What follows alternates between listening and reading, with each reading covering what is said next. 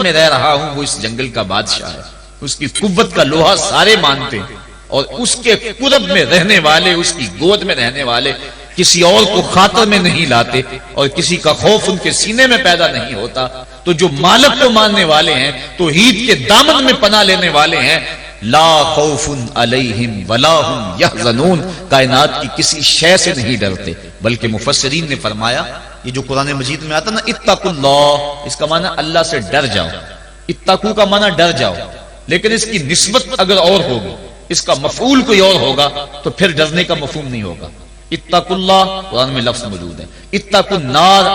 اس کا معنی یہ نہیں کریں گے آگ سے ڈر جاؤ، جبکہ لفظ تو وہی ہے، اتقوا اللہ اللہ سے ڈر جاؤ، اتقوا النار اس کا معنی ہونا چاہیے آگ سے ڈر جاؤ۔ جو لوگ لفظی ترجمہ کرنے بیٹھ جاتے ہیں اور شریعت کے مزاج سے آگاہ نہیں ہوتے، وہ ترجمۃ القرآن میں بڑی غلطیاں کرتے ہیں۔ اس لیے ہر کس و ناکس کا ترجمہ نہیں پڑھنا چاہیے، دیکھنا چاہیے کہ قرآن کی روح کو اور منشا کو اور شریعت کے مزاج کو کس نے سمجھا ہے۔ تو اتقوا اللہ کا معنی اللہ سے ڈر جاؤ، اتقوا النار وہی معنی ہونا چاہیے آگ سے ڈر جاؤ، لیکن علماء کہتے ہیں، مفسرین نے اس کی تصریح کی ہے، فرماتے ہیں جب اتقوا النار کہیں گے تو اس کا معنی یہ نہیں ہوگا کہ آگ سے ڈر جاؤ، اس کا معنی ہوگا آگ سے بچ جاؤ۔ اتقوا اللہ کا معنی اللہ سے ڈر جاؤ، اتقوا النار کا معنی آگ سے بچ جاؤ، لفظ وہی ہے لیکن مفعول کے بدلنے سے مفہوم بدل گیا، اس لیے کہ جو مومن ہے وہ اللہ کے علاوہ کسی سے نہیں ڈرتا، اس کے سینے میں کسی کا خوف نہیں پنپ سکتا۔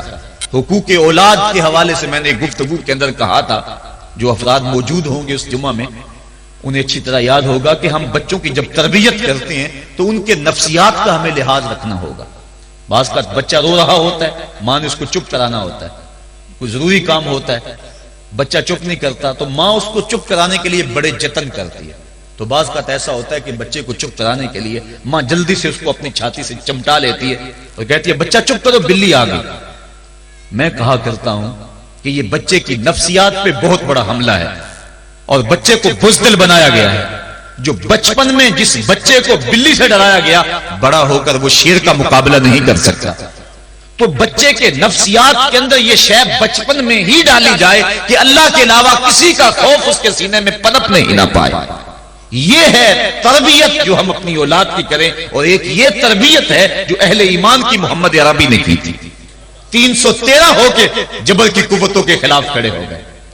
جب عمیر نے جا کے رپورٹ دی نا ابو جہل کو کہ وہ تو 3 اونٹ کھا سکیں گے، اور 300 سے کچھ کم اور کچھ زیادہ ان کی تعداد ہے، اس سے زیادہ نہیں ہے، میں خوب وادیاں دیکھ آیا ہوں، میں خوب ٹیلے دیکھ آیا ہوں، تو ابو جہل نے سنادید قریش کو بلا کر کہا عمیر کی رپورٹ سنو کتنی حوصلہ افزا ہے،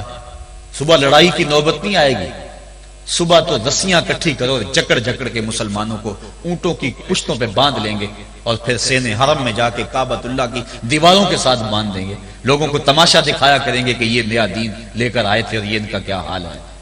جب اس نے رعونت بھرے اپنی زبان سے یہ جملے نکالے تو عمیر جو سارا منظر اپنی آنکھوں سے دیکھ کر آیا تھا، ابن حشام میں لفظ موجود ہیں، اس نے کہا وَلَٰكِنْ رَأَيْتُ يَا مَعْشَرَ قُرَيْشٍ الْبَلَايَا تَحْمِلُ الْمَنَايَا، اے قریش کے سرداروں اتنے بھی تکبر میں نہ آؤ، میں اپنی ان آنکھوں سے دیکھ کر آیا ہوں کہ یثرب کی اونٹنیاں اپنی پشتوں پہ نری موتیں اٹھا کے لے آئی ہیں، ان کے بدن پہ چیتڑے ہیں، ان کے پیٹ کمر سے لگے ہوئے ہیں، لیکن وہ زخمی سانپوں کی طرح پیچ و تاب کھا رہے ہیں۔ کل ان میں سے کوئی نہیں مرے گا جب تک تم میں سے ایک ایک کو لڑ نہیں جاتا۔ تم تو یہ کہتے ہو رسیاں کٹھی کرو، میرا مشورہ مانتے ہو تو رات کے اندھیرے میں بھاگ سکتے ہو تو بھاگ جاؤ۔ اس قوم سے لڑنا تمہارے بس کا روگ نہیں ہے جو مرنے کے لیے آئی ہے۔ اتنی بڑی قوت کو دیکھ کر ان کے سینے میں خوف پیدا نہیں ہوا، بلکہ آپ جانتے ہیں بدر کی تاریخ گواہ ہے کہ 2 گھوڑے تھے، ایک روایت میں صرف 1 گھوڑا تھا، 6 زرہیں تھیں، 8 تلواریں تھیں، 70 اونٹ تھے، اور جن کے پاس تلواریں نہیں تھیں انہوں نے کھجوروں کے ڈنڈے توڑ لیے اور ہواؤں میں لہرانے شروع کر دیے۔ جب یہ ملکوتی قافلہ مدینے سے باہر نکل رہا تھا، دکانوں پہ یہودی عیسائی بیٹھے تھے، انہوں نے کہا مسلمانوں کس بل بوتے پہ جا رہے ہو، کس برتے پہ جا رہے ہو، کون سا آسرا ہے تمہارا، آلات حرب و ضرب تو تمہارے پاس موجود نہیں، اتنی بڑی قوت سے ٹکرانے جا رہے ہو جو کیل کانٹے سے اور اسلحے سے آلات حرب و ضرب سے لیس ہو کے آئی ہے، تم مقابلہ کیسے کر پاؤ گے، کس بل بوتے